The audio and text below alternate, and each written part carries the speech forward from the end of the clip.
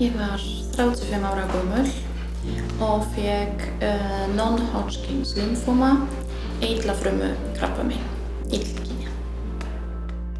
Inni mér ég vissi að ég liði það.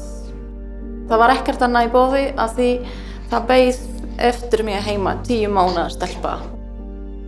Í endurhæfingu erfitt var það að fá að frétta gegnum síma að ég er komin á breytingaskeiði.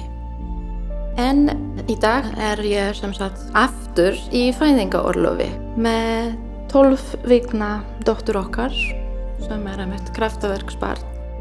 5 árum eftir greiningu tók ég óléttuprófið og það var jákvætt. Mér fannst það frábært að mæta til kraft og það var tekið vel á móti mér. Þótt ég væri af erlendum uppruna.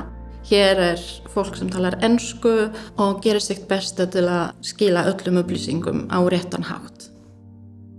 Ég set kolluna fyrir fólk sem er að missa vonina.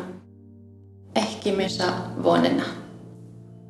Sýnum okkar stuðning með því að kaupa kolluna á lifiðernuna.is.